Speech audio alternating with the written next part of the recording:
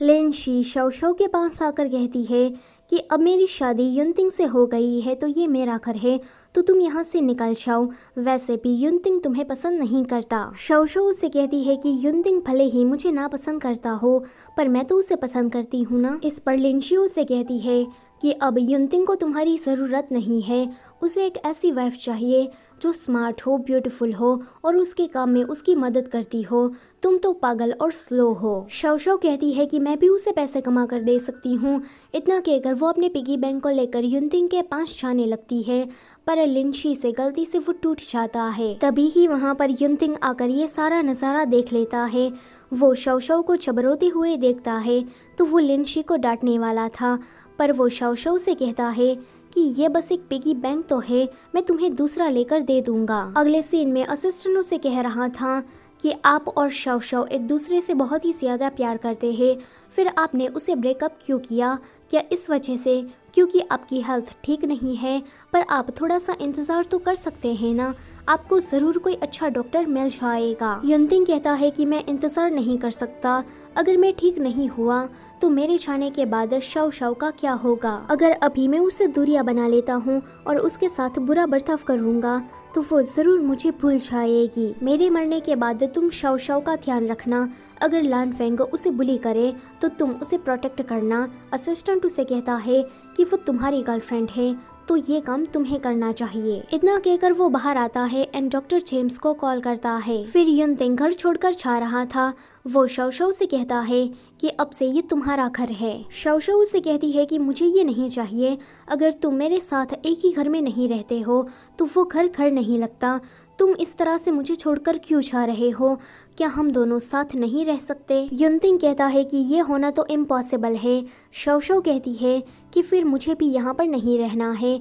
वो जाने लगती है पर वो रुक जाती है कि कहीं युनतिंग उसे रोक ना ले, पर युनतिंग तो उसे नहीं रोकता। कि तभी ही वहाँ पर लानफेंग उसे लेने के लिए आता है तो शव उसके साथ चली जाती है। दरअसल में युनतिंग ने ही उसे यहाँ पर बुलाया था। युनतिंग देखता है कि शव अपना पिगी बैंक यहीं पर ही भूल गई है, तो वो सोचता है कि उसने यहाँ पर इसे रखा, यानी कि वो सच में मुझसे नफरत करने लगी है। शव को लानफेंग अपने घर लेकर आता है। फिर वो युनतिंग से मिलता है। युनतिंग उसे कहता है कि तुम्हारा फ्यूचर का क्या प्लान है? क्या तुम इसी तरह से लिनशी के टूल बनकर रहना चाहते हो? तो वो कहता है कि नहीं, ये बात मुझे पता लग गई है। मैं फ्यूचर में एक रिस्पॉन्सिबल मैन बनना चाहता हूँ ताकि मैं शव को प्रोटेक्ट कर सकूँ एंड उसकी केयर कर सकूँ। मैं करियर वाइज भी अच्छा करना चाहता हूँ ताकि पैसों को लेकर शव को कोई भी कमी ना हो। युनतिंग उसे कहता है कि ये जानकर मुझे अच्छा लगा कि तुम कुछ करना चाहते हो। आगे लानफेंग घर आता है एंड शव के लिए डिनर प्रिपेयर करता है, पर शव को तो भूख ही नहीं लगी थी। वो युनतिंग के ही बारे में बात कर रही थी तो लानफेंग उसे कहता है कि जब तुम मेरे साथ हो तो प्लीज़ युनतिंग के बारे में बात मत करो। युनतिंग की अब शादी हो गई है तो तुम्हें इस तरह से उन दोनों के बीच में नहीं आना चाहिए, वरना लोग तुम्हें कोई बुरी औरत समझेंगे। अब तुम युनतिंग को भूल जाओ ताकि हम दोनों अपनी एक नई शुरुआत कर सके। मैं तुम्हारे जवाब का इंतजार करूंगा। पर शव को लानफेंग की बात समझ में नहीं आती। वो अगले दिन दूरबीन लगाकर युनतिंग के घर पर ताकाझकी कर रही थी। वो लानफेंग से कहती है कि लंच टाइम हो गया है, पर अभी भी उसने कुछ नहीं खाया। इस तरह से तो उसकी हेल्थ बिगड़ जाएगी। यहाँ पर ये दोनों काम खत्म करने के बाद बातें कर रहे थे कि लिनशी का सपोर्ट मिलने के बाद इन लोगों का कंपनी वाइज अच्छे से जा रहा है और अब तो अंकल और हाउ दोनों ही इन लोगों को परेशान नहीं कर रहे हैं। युनतिंग असिस्टेंट से कहता है कि क्या अभी भी शव मुझे देख रही है? तो वो कहता है कि हाँ, उसने तो दूरबीन भी लगाया हुआ है। वो कहता है कि पर्दों को और भी ज्यादा खोल दो, पर फिर कहता है कि नहीं, मुझे ऐसा नहीं करना चाहिए, मुझे उसे झूठी उम्मीद नहीं देनी चाहिए। अगले सीन में युनतिंग को बुखार हो गया था, फिर भी वो दवाई नहीं ले रहा था तो असिस्टेंट उस पर चिल्लाता है कि तुम्हारा ब्रेकअप हो गया तो क्या तुम अब मरना चाहते हो? यहाँ पर असिस्टेंट उस पर काफी गुस्सा करता है एंड जबरदस्ती उसे दवाई खिला देता है एंड कहता है कि मैं अभी शव को यहाँ पर बुलाकर लाया। युनतिंग उसे रोककर कहता है कि ऐसा मत करो और हॉस्पिटल में कॉल करो।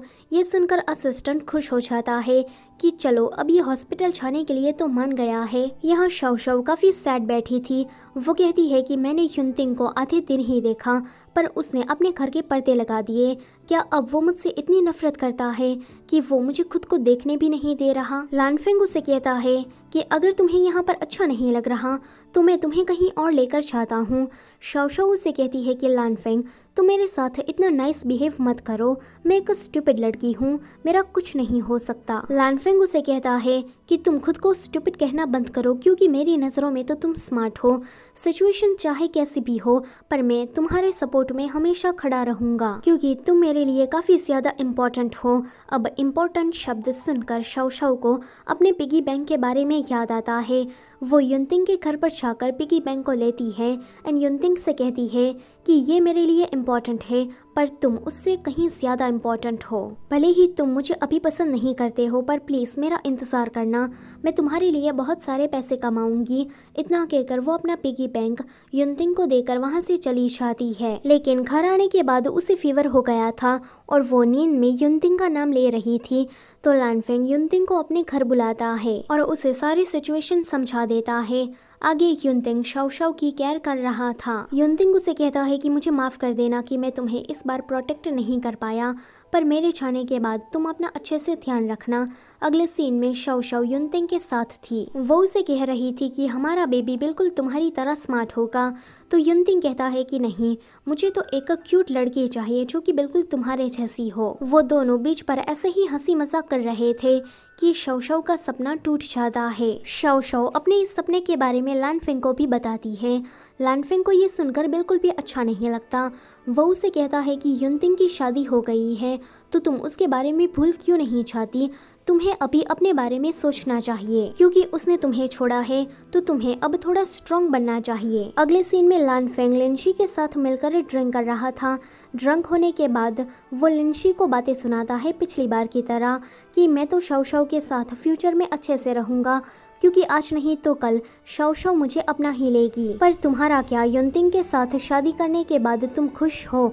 क्या वो तुम्हें अपनी वाइफ कंसिडर करता भी है कि नहीं, या फिर तुम्हें पैसे और पावर से ही मतलब है? ये सुनकर लिनशी को उस पर काफी गुस्सा आता है। वो लानफेंग को अपने घर से बाहर निकाल देती है। वहीं युनतिंग हॉस्पिटल से आने के बाद शाओशाओ के पिगी बैंक को हाथ में लिए बैठा था। वो असिस्टेंट से कहता है कि मैंने लिनशी के साथ झूठी शादी का नाटक किया ताकि शाओशाओ मुझसे दूर हो जाए, पर अब तो वो कुछ ज्यादा ही सफर कर रही है। असिस्टेंट कहता है कि इसलिए मैं शुरुआत से ही ब्रेकअप के खिलाफ था, क्योंकि अगर शाओशाओ दुखी होती तो उसे दुखी देखकर आप खुद भी दुखी हो जाते। युनतिंग कहता है कि प्यार सच में इंसान को अंदर से तोड़ देता है। तो असिस्टेंट कहता है कि प्यार अगर वीकनेस है तो वो ताकत भी है।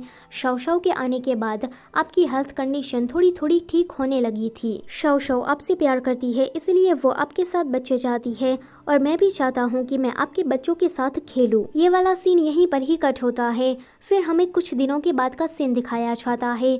आज युनतिंग का बर्थडे था। असिस्टेंट ने लानफेंग और शाओशाओ दोनों को इस पार्टी में बुलाया था। लानफेंग उसे अपनी शादी का कार्ड देता है एंड कहता है कि हम दोनों जल्दी ही शादी करने वाले हैं।